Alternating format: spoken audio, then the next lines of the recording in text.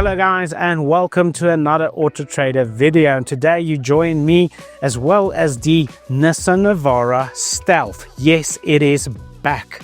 After, 6 years of that nameplate not being around, Nissan has revived it. So what exactly do you get? Well, let's get into it. Guys, before we get into it, remember to subscribe to the AutoTrader YouTube channel to get the latest reviews every single Friday. But for now, the Nissan Navara Stealth. What do you get? Up front, you get this new front bumper design / nudge bar, as well as this darkened grille with this grey surround. Very nice and contrasting against this white body color, one of 3 colors that you can order the Navara Stealth in. Then down the side, there is the 17-inch alloy wheels, also finished in black, as well as these mirror caps. Then the door handles, as well as the roof rails, also black. Nice and contrasting, matching with the theme.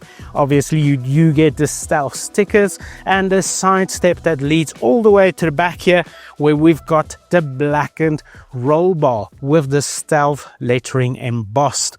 Then towards the far rear here, you're going to notice the Navara lettering, also finished in black, as well as the Stealth nameplate. Check it out now.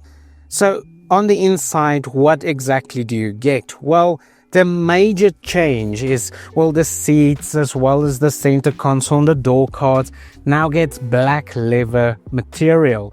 And that puts it a step above the LE, which only gets cloth interior. But it's still a little bit dated in here, and you really do get that sense. And especially when you compare it to, some of the similar priced GWM products, such as the P500 in luxury trim, which has a much larger infotainment screen and system, whereas this 8-inch configurable unit is very nice, but it's still a little bit old, and it comes with wired Apple CarPlay and Android Auto. So yes, is it a case of they need to completely update the interior, or is it a case that Nissan might need to consider a brand new Navara altogether? So you might wonder, for the price of this Navara, what's it like going off-road? Well, with that suspension system at the back, as well as the 4-wheel drive system built in and standard on the Stealth model, it is very confident and rather capable. It is on the engine side where you do need to realize that this is slightly louder than most of the other competitors in the segment, and in my personal experience, slightly lazier. You have to really start throttling before it starts picking up the speed, whereas others' throttle response is a little bit quicker and a little bit more intuitive. In terms of the steering, the steering is actually sort of weighted, which is, in my opinion, nice. You get to really feel what's happening and that you're actually lugging around a big bucky rather than a small car. But at the same time, it is slightly vague. You are going to take some time to get used to exactly what your wheels are doing in comparison to what the steering wheel is doing. So yeah, let's head out onto the road, and I'll discuss a little bit more about that suspension system and what makes it so clever.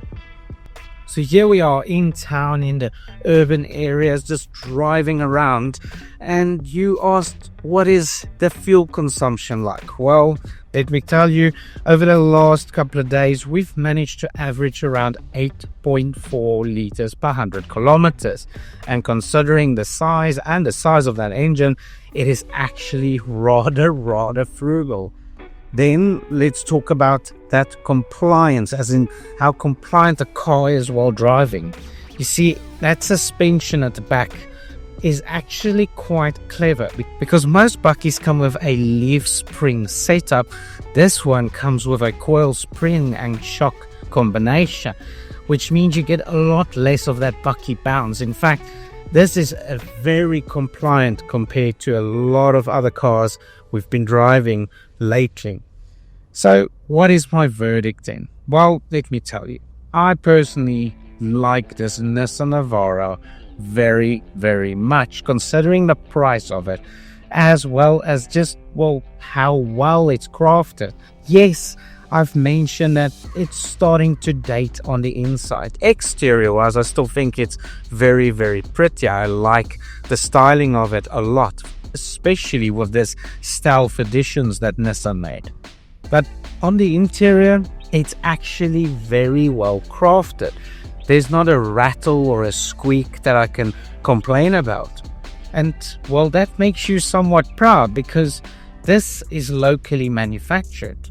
Yes, that's one of the main reasons I like this bakkie ever so slightly more, is because South Africans are busy building these in Roslyn, in Pretoria. So would I recommend you actually looking at one of these?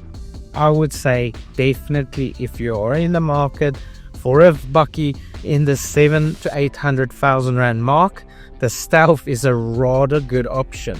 Not just because of South African pride, but because it's genuinely a good product. It's very solid, it's powerful, it's fast enough, and it's gonna tick every box that you need. So if you want to find out more about the Nissan Navara Stealth, go and check out in the description the link to my written piece on this vehicle. And then also, if you've got any questions, drop them in the comments below. While you're at it, give this video a like and, well, subscribe to the YouTube channel. You might see a lot more of this content. Thank you. Until next time, cheers.